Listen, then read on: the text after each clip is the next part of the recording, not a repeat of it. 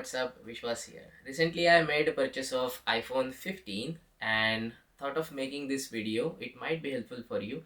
What I want to tell you in this video is why did I choose iPhone 15 over 15 Plus, 15 Pro or 15 Pro Max or even older versions of the iPhones which were released year or two before. Okay, let's start. So basically, there is a thought process behind my each and every purchase. And this year also, I visited Apple Store and compared all the versions which were released this year. And then I made my choice based on what I am paying and in return, what am I getting. And one more point is whatever I am getting for my money is like really useful for me or not. Okay, so I think these two basic questions you should be asking yourself while making a purchase.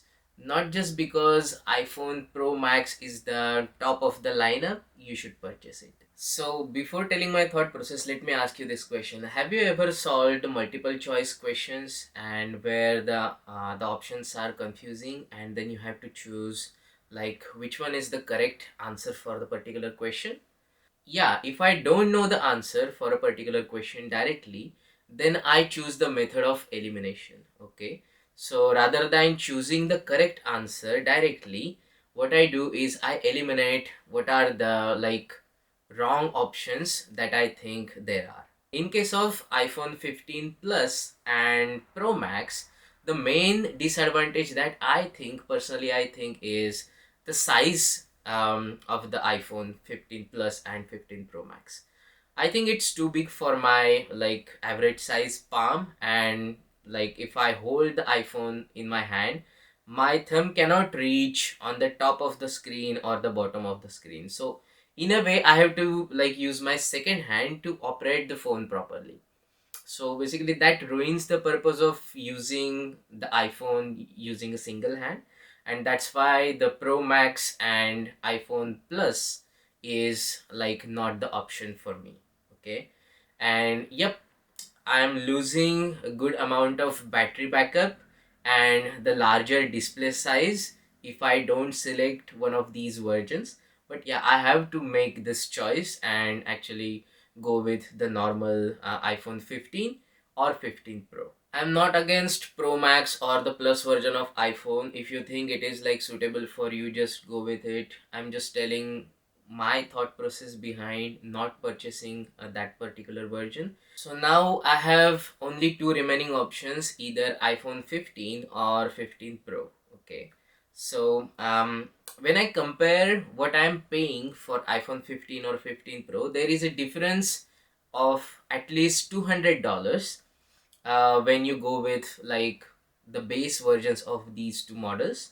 And at that time, what I really think is for those extra $200, what am I getting in return? So yeah, let me compare the features provided in each of these models. Of course, like the Pro version comes with some additional features, but the real question is, are these features useful for me? Am I going to use these features on a regular basis or even once in a while?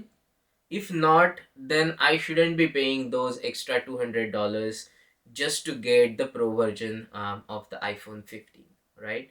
So, okay, let us compare them like the features provided by each of these models. Let me tell you like why did I choose 15 or 15 Pro. So the first thing, iPhone, yeah, this is iPhone 15, this is 15 Pro. So it comes with same 6.1 inches display, and yeah, both of these are Super Retina XDR display, which is really good. So there is no difference in that way, but what I get with the Pro version is the Pro Motion technology and the always on display. So let me talk a little bit about what is Pro Motion technology actually for you. So, ProMotion technology is basically the adaptive refresh rate of your screen between 1 hertz to 120 hertz, which means if you are playing some games or some other work where the refresh rate has to be higher, then iPhone will automatically switch to let's say 120 hertz. But whenever there is no need of refreshing the screen for, let's say, 60 hertz or 120 hertz, iPhone will automatically reduce the refresh rate of the screen to maybe just 1 hertz, okay, when you are not doing any activity. And that's what the adaptive refresh rate means. So depending on your workload, iPhone changes the refresh rate dynamically. And yeah, this is like helpful for you to save some battery, okay. But if you compare that with the normal iPhone 15, the general purpose user can't really tell which one is the promotion display and which one is the normal display, normal 60 hertz, constant 60 hertz display. And this is mainly because of our eyes. Our eyes cannot tell that difference. What I wanted in iPhone 15 version is, like, rather than 1 to 120 hertz adaptive refresh rate, it would have been better if I get like the adaptive refresh rate between just 1 hertz to 60 hertz. That is like much helpful for me to save some battery. And Apple could have like put the always on display in that case in normal iPhone 15 versions as well, okay. So yeah, that's what I thought. But anyways, like even though I don't get the adaptive refresh rates, my battery backup with iPhone 15 is still good. I can like use my phone for a complete day, and on the next day I still have 10 to 15% battery remaining on my iPhone 15. So for my daily use, the iPhone 15 battery life is like really enough.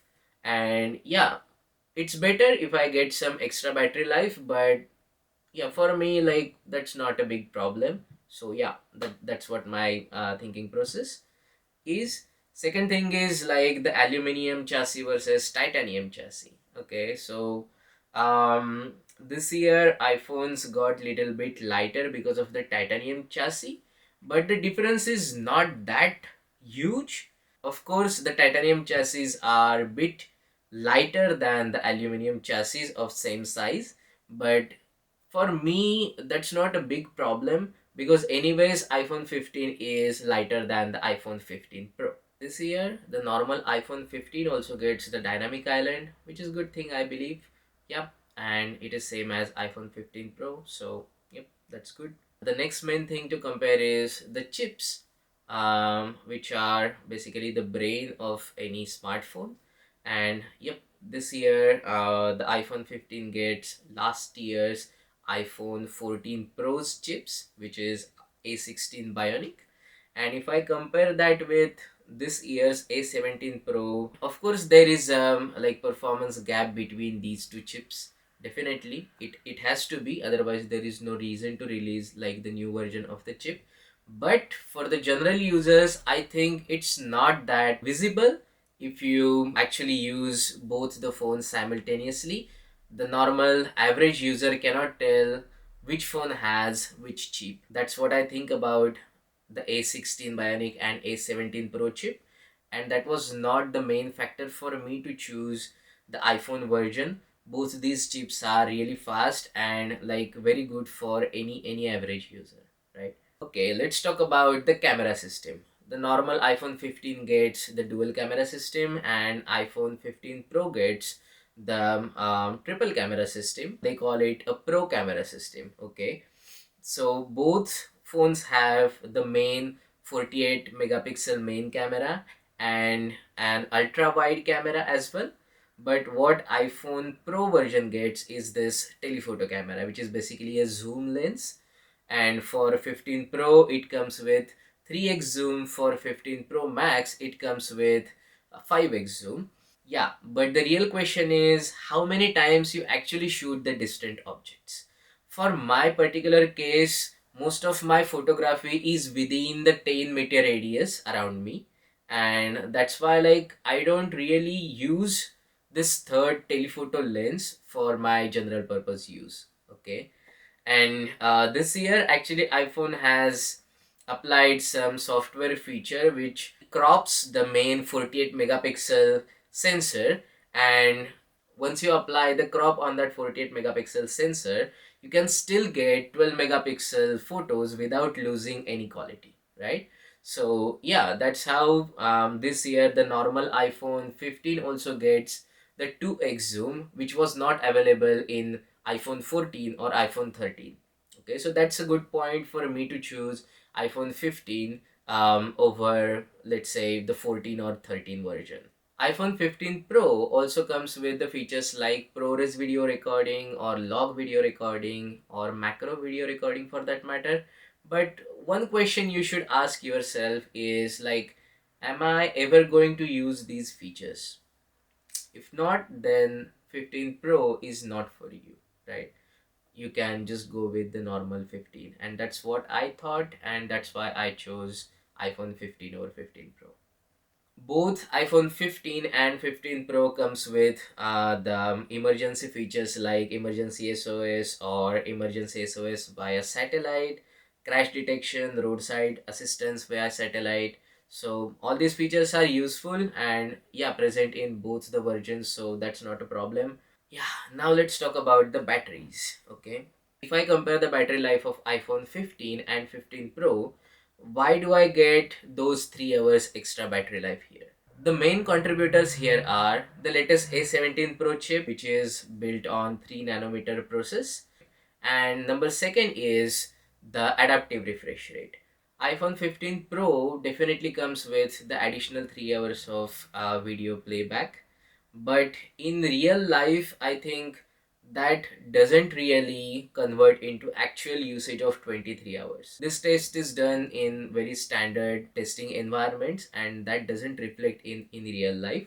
So on an average you might be getting like one more hour of like extra battery life with the Pro version if you compare that with iPhone 15.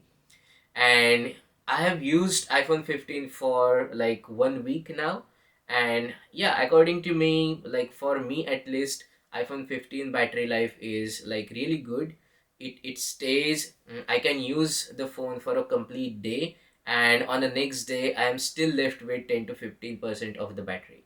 So yeah, that's like more than enough for me. And yep, this 23 hours of battery life is okay. Yeah, not the selling point for me, I would say. Both the versions come with actually the USB-C, which is a good thing, and that's why I chose 15 series over 14 or 13.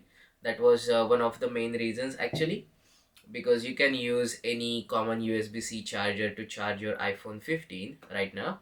But if I compare like 15 and 15 Pro, what I get with iPhone 15 is USB 2 transfer speeds, and with iPhone 15 Pro I get USB 3 transfer speeds, which means you can transfer data faster between your computer and your phone with iPhone Pro.